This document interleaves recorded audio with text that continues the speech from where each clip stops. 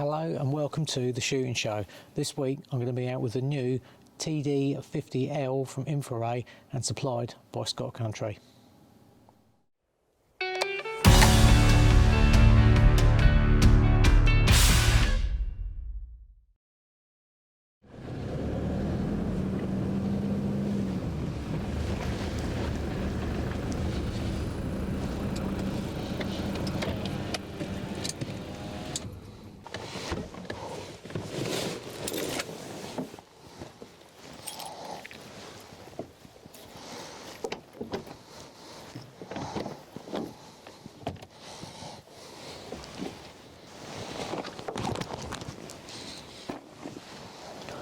Okay, so this evening I'm out with the InfiRay TD50L, which is a night vision scope.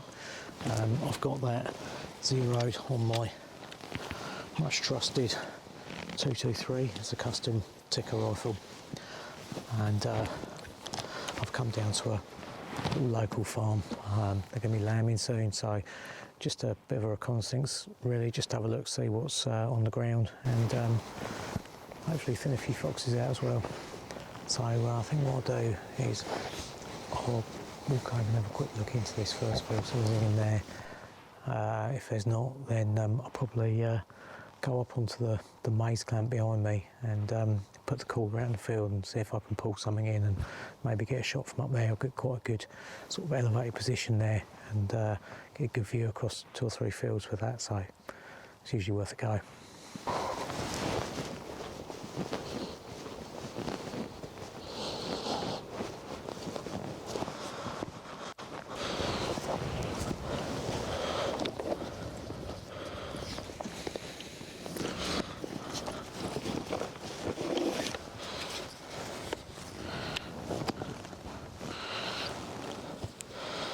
You might notice that I've got a little key tied to this.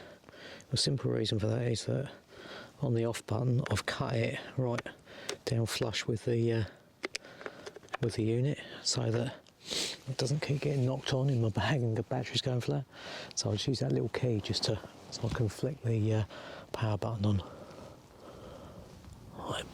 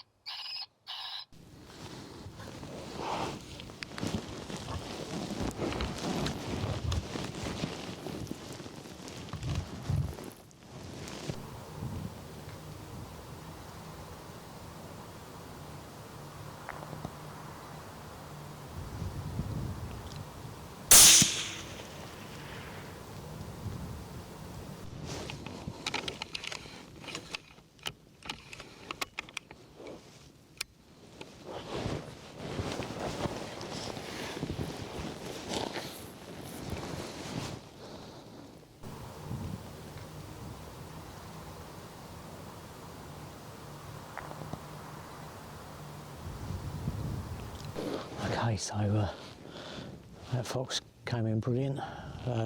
Literally I just had the call going just for probably, I don't know, a couple of minutes if that, and there was a couple of badgers and that in this field next to me, and I saw a fox and he just come straight down the field, straight towards the cooler. So I muted the cooler, just let him come in, and he come into 130 yards, and yeah, I could see him lovely, just dropped him straight down, boof, done, first one down.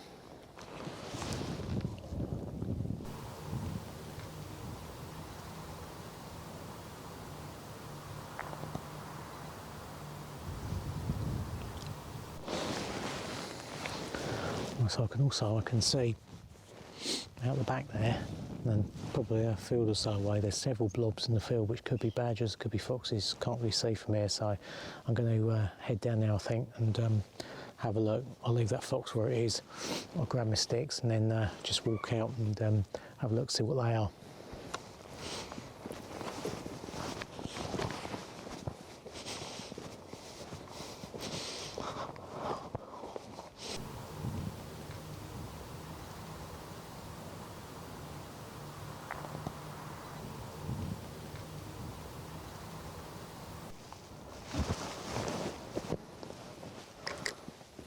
Right, okay, so I've got a fox in this field and he's heading this way. What I'm going to do is I'm going to keep going straight down this track behind me and try and sort of like get round on him, because the wind's actually blowing straight towards him. So all I want to do is get further down the field and then I can shoot sort of back this way and hopefully he won't catch my wind.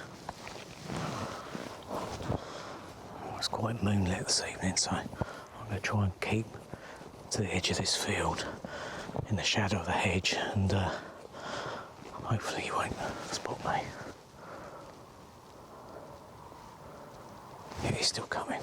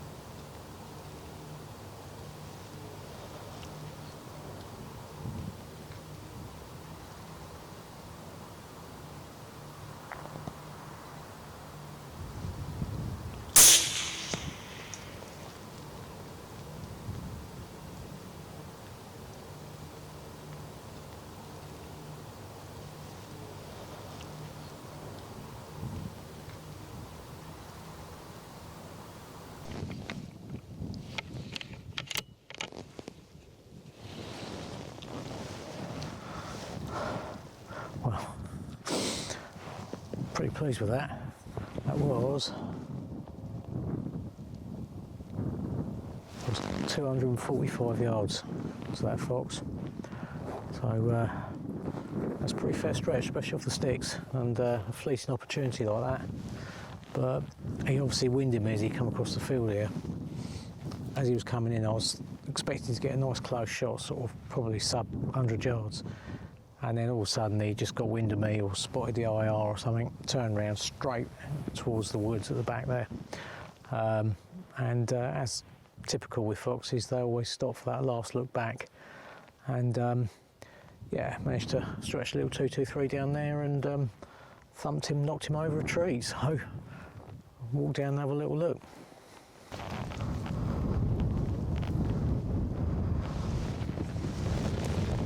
We got another one here.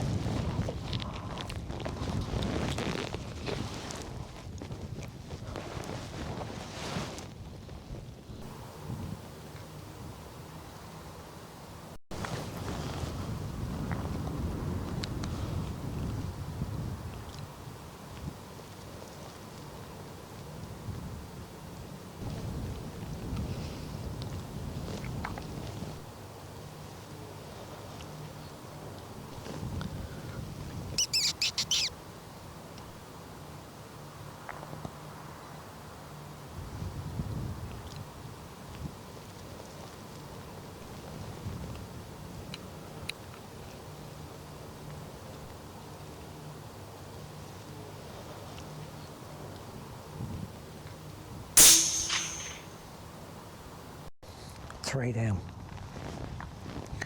Excellent. That was he was just out in that next field, just like mousing around, and I just see him, and he like just come through the hedge a little bit. Perfect.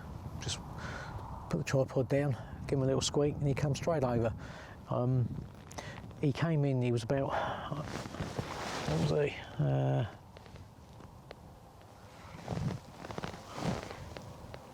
So 50 metres or 55 metres. No, 50 metres, 55 yards. Yeah, so the only trouble I was having was that the IR that I'm using the PBIRL, the laser, and it's, to be honest, it's a little bit much for this scope. It's all right a bit further out, but here, where I've got all like the maize stalks, the IR was just bouncing back off of that. And unfortunately with this one you can't dim it down. It's one of the older models, but he has now done some newer ones which you can dim down, the minis, and also obviously there's the Wicked Lights torch as well, which is another good unit. So either of those will probably be better, and I can just dim it down for situations like that. But anyway, I managed to see enough to get a shot, so excellent. So 2 of the same field. Right, I'll pick these up and go back and get the first one. So another good fox. That is a vixen. So that's a good one to get. She looks quite big actually. Looks like she might be possibly pregnant. So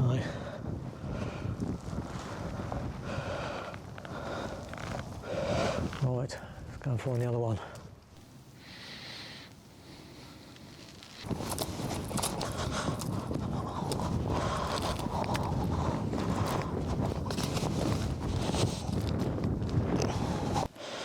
Well, that's a big old dog fox, that.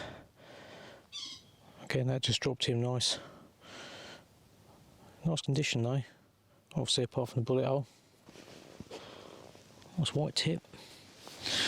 Beautiful creature, just unfortunately they're a problem in the spring. So the more we thin out now, the less we'll have to deal with then. Still, 2 dogs and a vixen. It's not a bad night's work, that. Pleased with that. I'm going to call it a night. But that's it for this week. So, as always, if you're not already a member of Basque, it is time to join. And thanks for watching, and be sure to subscribe.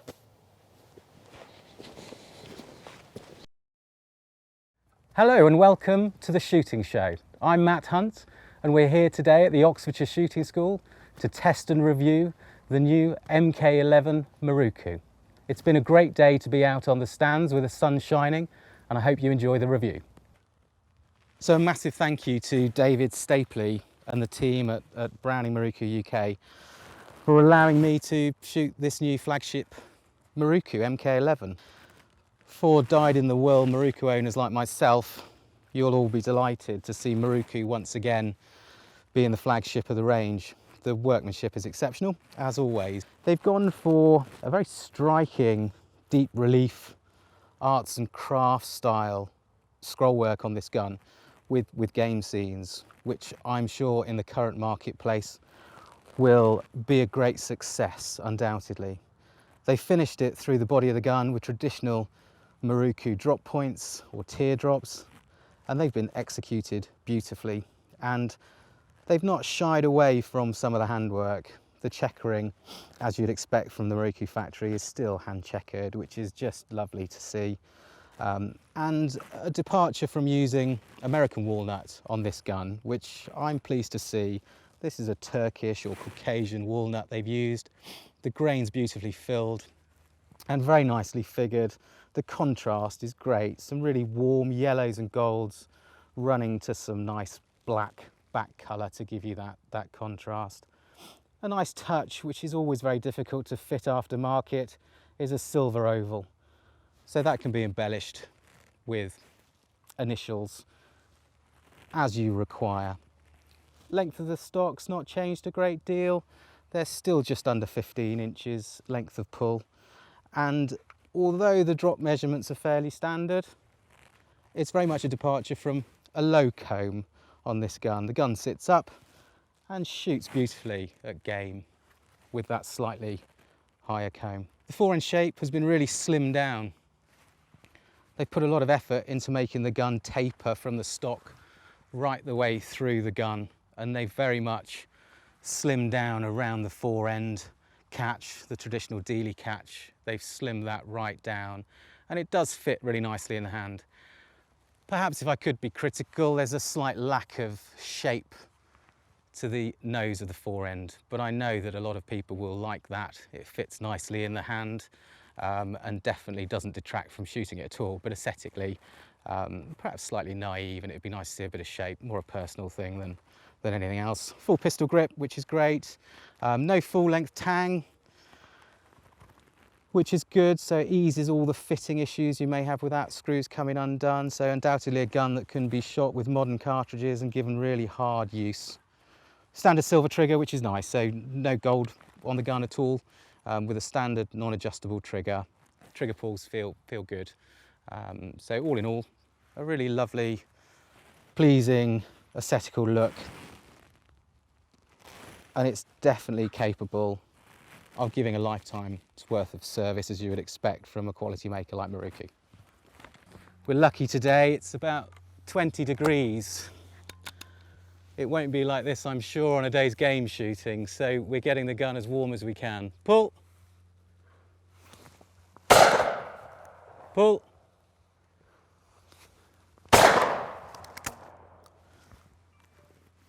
So now the gun's virtually too hot to hold, and all the cartridges nicely in a pile behind us with 100% extraction. So ejector work's good, as you'd expect.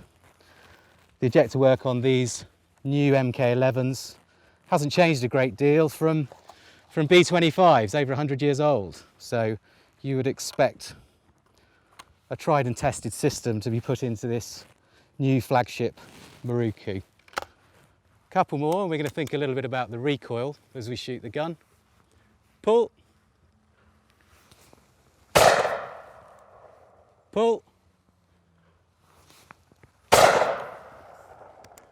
So felt recoil is very moderate, even with these high velocity cartridges. We've got a Pacmar style recoil pad on there with a hard heel plate on the top to allow it to smoothly go into the shoulder.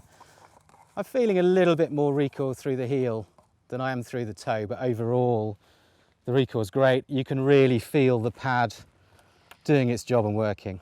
Let's try a few more. Pull. Pull. And very moderate recoil. You could shoot those all day without any problems at all. One more, always worth testing guns when you're looking at extraction from a single barrel only. So we're going to load a cartridge just into the top barrel. As with virtually all Mirokus and Brownings, they have a barrel selector. So we're just going to move it to fire the over barrel first, indicated with an O for oval. Pull. So one shot, and extraction from the top barrel, definitely a little bit weaker as the gun gets warmer, but exceptional extraction. The gun's now very hot, so the extraction is still really good. So we're going to try some slightly heavier cartridges while we're looking at recoil. These are a 32 gram 4-shot Ely Zenith cartridge, again with a copper coating. And we'll just try some of those. We can really see if that Pacmar recoil system's working and what sort of lift. The last few cartridges we set with the gun firing the bottom barrel first. We're going to try the top barrel first now, and that will change the dynamics of how the gun recoils. Pull.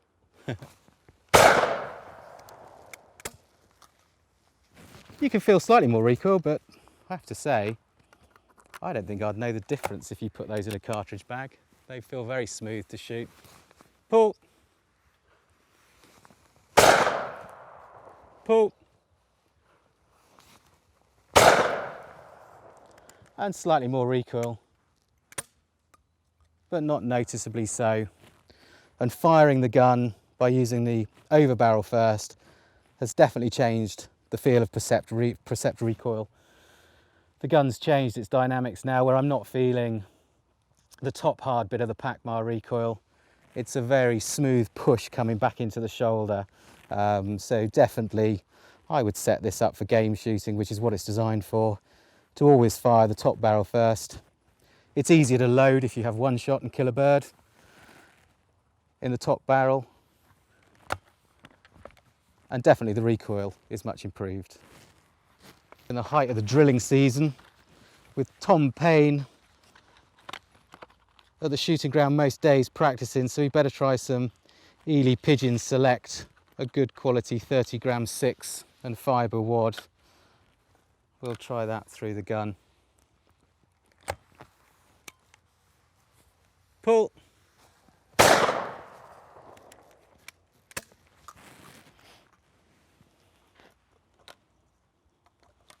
And though the gun feels very familiar to most Mirokus and Brownings, I'd definitely say that it shoots slightly higher than you would expect, just taking a reference off of the rib.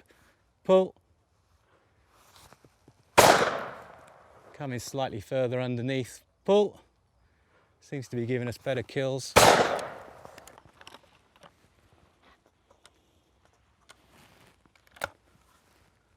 But on a driven day, that's going to be of huge benefit, to be able to comfortably see around the barrel. Gives you better visibility of the target. Pull.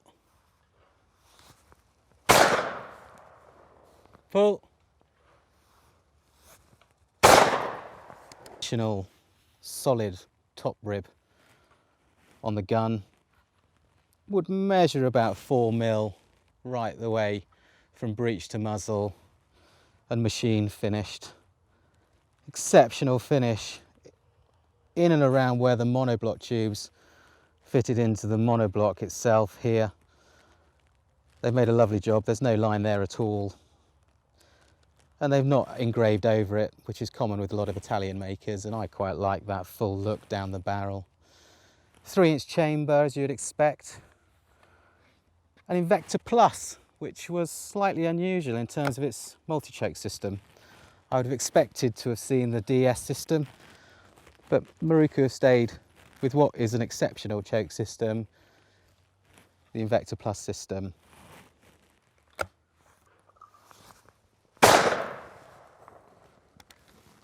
And that rib really does just disappear into the sky. When you mount the gun, your eye's not taken by it at all, which is great to see. Rib being finished with just a brass bead, and that brass bead's quite low profile, so no mid bead on this gun. I wouldn't have thought you'd have needed it with a very narrow rib like this. Pull. Pull.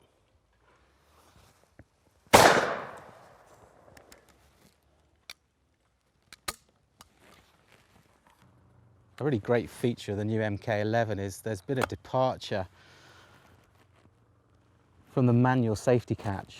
So out of the box, these Miroku MK11s come with this automatic safety catch. So all of us UK game shooters are going to be delighted to see that. On opening, the gun is very smoothly and firmly returned to safe. So on the close, the gun cannot go off until that safety catch has been pushed forward to the fire position. Pull.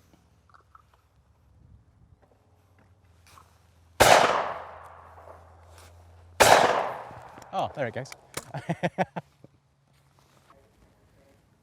Well, that's it for this week. Thank you for watching, and thank you to our sponsors and the Oxfordshire Shooting School. Do remember to like us on Facebook and Twitter, and this has been The Shooting Show.